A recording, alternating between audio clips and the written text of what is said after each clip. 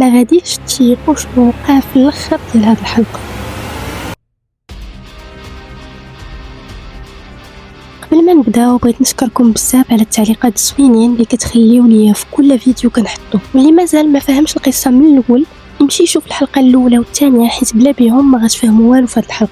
وبلا ما نطول عليكم نبداو. كتبدا الحلقه ديالنا مع يونسو وهويسو وهما كيخنقوا في راجلها، ولكن هذا طبعا كان غير مشهد تخيلي، وهما كانوا ديك الساعه مازالين يلاه كيتدربوا على الطريقه باش يقتلوه. فجاه غادي يسمعوا الصوت ديال الباب كيتحل وصدق راجلها اللي جا. طبعا جا كيغوت ومعصب وكيعيط عليها بجهد في الدار كامله، وقال لها فين كنتي اليوم وعلاش مشيتي للجبل، وشنو هذا الميساج اللي وصلني كيقول لي باللي غدا عندي الطياره. هنا هويسو كانت متوتره بزاف ووجهها كان كيبين باللي راها مخبيه شي حاجه، وهو فهم باللي كاينه شي حاجه ودخل باش يقلب الدار ولقى يونسو كاينه في البيت. قال لهم علاش كاينين بجوج في داري اذا كتوجدوا شي حاجه، وبدا كيقلب الدار بلاصه بلاصه باش يعرف شنو مخبيين، حتى لقى الحبل اللي كانوا ناويين يخنقوه به مخبينه تحت المخده. هزو وخنق به هويسو وبدا كيضرب فيهم بجوج، ولكن يونسو عتقاتها وبدات كتستعمل تقنيات الكونغ فو، وللاسف ضرب ليها راسها مع الحيط حتى طاحت وخنقها بالحبل، وقال لهم الحبل اللي كنتو باغيين تخنقوني به انا اللي غادي نقتلكم به بجوج.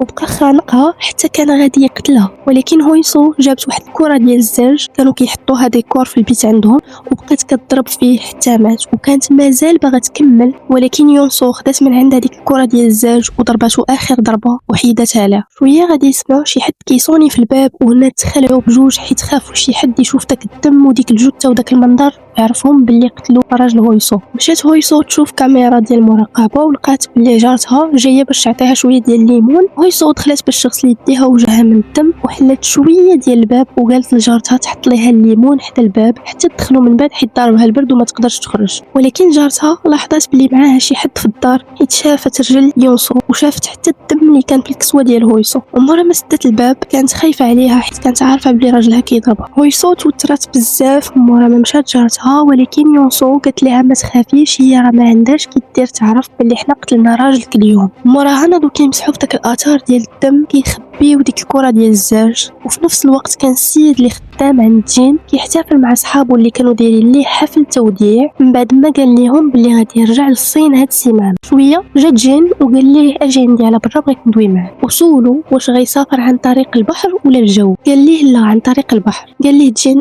بصح حيت انت اصلا مستحيل تقدر تسافر جويا حيت ما عندكش جواز سفر. وقال ليه واش يونسو اللي عاوناتك باش تسافر. هو دار راسو ما عرفاش وقال ليه شكون هي يونسو. تما جين عرفوا كيكذب عليه وعرفوا بلي مخبي شي حاجه. موراها جين صونا على يونسو ولكن ما جاوباتوش حيت كانت مشغوله، وعيطات على الخدام ديالو وقالت ليه يوجد راسو باش غدا الصباح يسافر. نهار اللي موراه فاقت يونسو وهي كتعطس بكثره الريحه اللي كاينه في الدار، ولقات هويسو كتغسل في الحوايج اللي كان فيهم الدم، وقالت لها هي غسلناهم البارح. قالت لها هويسو انا غير بغيت نعاود نغسلهم ونتاكد وصافي باش نحيد الشك. وهنا غنفهموا باللي دارت معطر للدار كامله واخا داروه البارح حيت بقات كتشم الريحه ديال الاثار ديال الدم والريحه ديال راجلها في الدار كامله، وهادشي علاش كانت يونسو كتعطس. هنا غنعرفوا باللي هويسو تصدمات وكتخيل شي حوايج ما كاينينش في الحقيقه. موراها جا الخدام ديال جين باش ياخذ الفلوس اللي بقاو ليه والحوايج، وهويسو تخبات باش ما تبانش في الصوره. مورا ما بدل حوايجو عطاتو يونسو ساعه غاليه بزاف، وهو تصدم حيت الساعه غاليه، لبساتها ليه وقالت ليه صافي حتى نتلاقاو من بعد. موراها طلع في لاسانسور مع الباليزه ديال حوايجو. طبعا هذه كانت حركه مقصوده من يونسو باش يبان في كاميرات المراقبه باللي راه غادي مسافر. وموراها خرجت هي وقالت لهويسو ما تخافيش غادي نرجع دغيا دغيا. مورا ما مشات عنده البلاصه فين دارت معاه حلت الكوفر باش يدير فيه لافاليز ديالو، ولكن هو لاحظ انها حاطه فاليز اخرى كتشبه اللي عنده. ومن بعد غنعرفوا ان ديك لافاليز فيها الجثه اللي غيدفنوها من بعد. صافي هما مشاو للمطار، وفي نفس الوقت اخت المرحوم كانت دايزه من حد الدار وقالت دوز تشوف هويسو وتغسل حوايجها حيت كان عندهم شي تحقيق في شي مقبره وتوسخوا لها حوايجها. هويسو كان كيسحب ليها يونسو اللي رجعات، ولكن منين حلت الباب تصدمات وتوترات.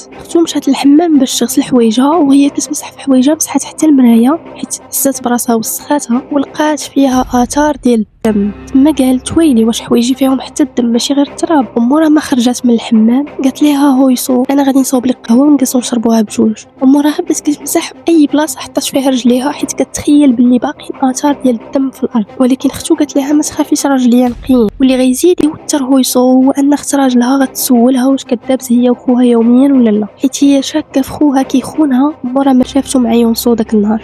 قالت ليها لا الصراحه حنا كلشي مزيان بيناتنا، ولكن اختو شكات في شي حاجه. وهي خارجه غادي تعفط على واحد الطرف ديال الزاج، وكان داك الطرف ديال ديك الكره ديال الزاج اللي ضربوا بها راجلها. وهي لاحظات هادشي دغيا حيت هي ذكيه واصلا هي خدام مع البوليس، يعني ربطات الاحداث دغيا وعرفات باللي داك الطرف ديال داك الزاج ديال ديك الكره، وخافت ان خوها يكون ضرب مراته بديك الكره ويتسبب في شي مشكل كبير. ومنين خرجت من الدار صيفطات لخوها ميساج وقالت ليه انها قريب غادي تجيها ترقيه، ولكن قبل ديك الترقيه غادي يديروا تحريات على عائلتها وعلى التاريخ ديالها، ووصاتو يبقى بعيد على المشاكل خصوصا مع مراته. في هذا الوقت الرساله وصلاتو، ولكن التليفون كان عند يونسو ومسحت دوك الرسائل كاملين. موراها مشاو يدفنوا الجثه، وكانت الاجواء متوتره، وخصوصا هما راجعين كانوا البوليس معمرين الطريق. وهنا واحد البوليسي شاف بلي الطوموبيل ديالهم فيها طبايع ديال الدم، وقفهم باش يفتش الطوموبيل ديالهم، وهما طبعا خافوا بزاف وتجمد الدم في عروقهم، كسرت الخلعه. ويونسو ما بغاتش تحل ليه الكوفر، ولكن البوليسي قال لها حلي لي الكوفر نقلبو ولا غنضطروا اننا نديكم معاه. هنا طبعا هما ماتوا بالخلعه، حيت الا حلات الكوفر كلشي غادي يتفضح. وهنا غادي يسالي ملخص الحلقه الثالثه. شنو كتوقعوا غادي يوقع في هذه اللحظه؟